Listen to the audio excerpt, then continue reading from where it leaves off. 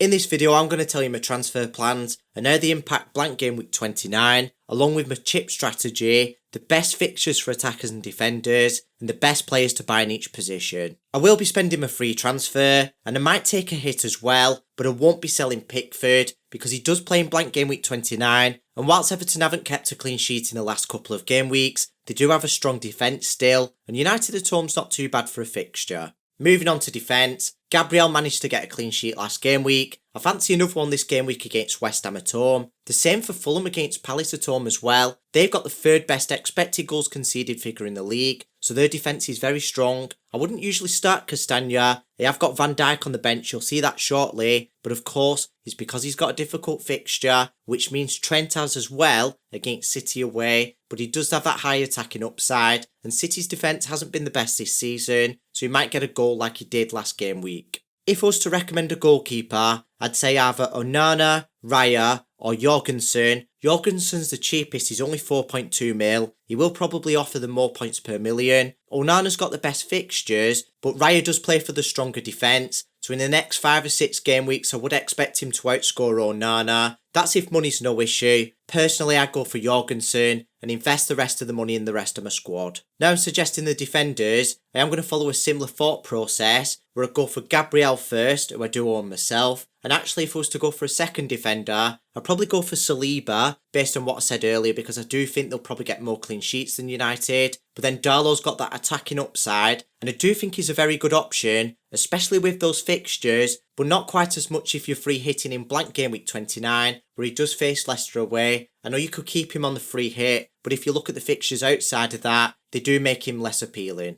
I've got a lot of deadwood on the bench this game week. Fabianski's not been playing in West Ham's first team, and Jai's injured, and whilst this video's been recorded, it looks like Van den Berg's injured as well. At least Van Dijk does offer some insurance on the bench, but that is against City away. I will probably sell Van Dijk ahead of blank game week 29, because he does blank in that game week. Trent does as well, but I have got 3 outfield slots on the bench, and I have got value tied up in him. I don't want to sell him then have to buy him back at a higher price. I will decide around about that time if he takes one of those 3 slots on the bench. Like most single game weeks, Salah and Palmer are in the running for captaincy again this game week. I won't spoil the best captain video, but there is scope to go against Salah this game week when he faces City away. To be fair, Palmer's fixture isn't the easiest either. Villa have a decent defence, and he does have to travel away from home. I will be keeping Palmer for a while. He's got Southampton at home, then Leicester at home after this. He also plays in blank game week 29. I'm not selling any players that play in that game week because I won't be free hitting. I will be wildcarding after that game week. Now Salah's a player that doesn't play in that blank game week 29, but although I could bench Salah, like I said about Trent, I might actually want to sell him for Haaland.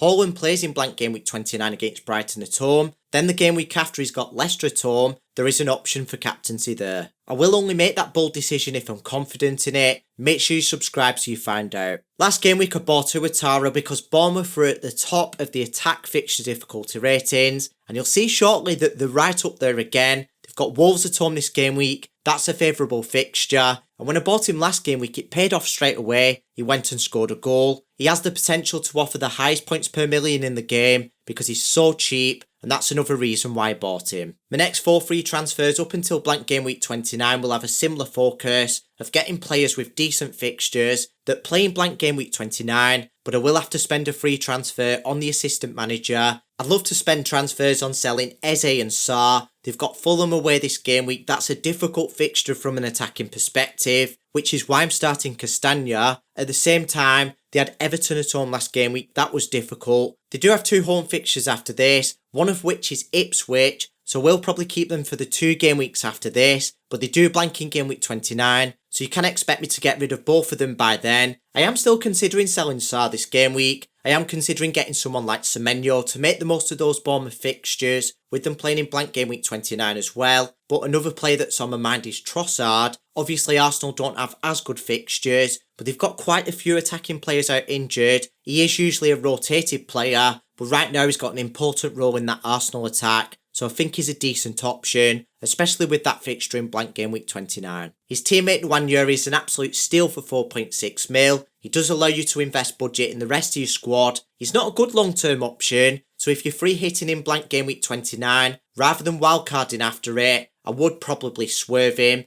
because one of the benefits is that he plays in blank game week 29, and most importantly, you've got those other attackers coming back from injury, so he's likely to lose his first team spot. Nkunku's one to watch this game week. Jackson sidelined for Chelsea, so he's expected to start out of position as a forward. It is against Villa away, which is a difficult fixture from an attacking perspective, and that's why he's on my watch list. There is a good chance that I'll buy him ahead of Southampton at home next game week, Leicester at home the game week after that, then the fixture in blank game week 29. I know I keep banging on about which players playing blank game week 29, but that is very important if you're not free hitting that game week. Recommending an FPL forward this game week is difficult. Bournemouth are right at the top of the ticker, but they've not really got a forward that's playing right now. Isak's right at the bottom of the ticker, so is Wood, Watkins and Haaland. Now one player that I would recommend, and hear me out, is Beto. He's only 4.9 mil, Calvert-Lewin and Ndiaye both injured, which means there's a very high chance he'll be on penalty duties, with barely any competition to take them, and his block of next 4 fixtures are favourable from an attacking perspective, even better if you're wildcarding after blank game week 29. I know Beto's on fire right now,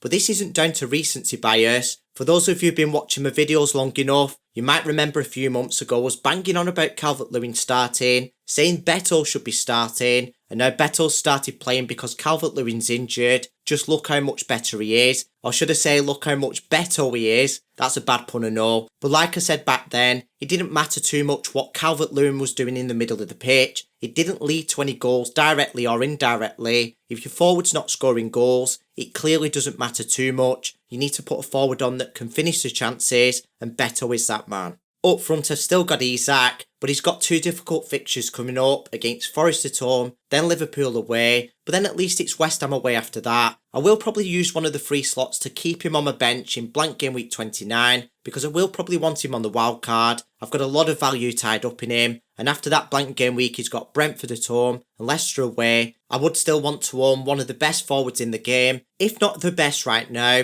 with the best attacking fixtures. I am losing my patience with João Pedro, but there's no way I can sell him, especially not against Southampton away. Then he's got a fixture in blank game week 29. If I was to sell him, I'd either have one less player in that blank game week, or I'd have to take a -4 hit to get a different player in. If I was to sell a forward, it would be Ndiaye who's injured. I will be making a free transfer on my assistant manager, and that's the only free transfer I've got. I might be taking a hit to sell Sarr for someone like Semenyo. Make sure you follow me on Twitter to find out my final team reveal. But as for the assistant manager, the last 2 game weeks I've had Moyes and Emery and got table bonus on them all. Let's see if I can get 3 in a row. If you want to know who my assistant manager is going to be, click the link in the top right corner for the best assistant manager video.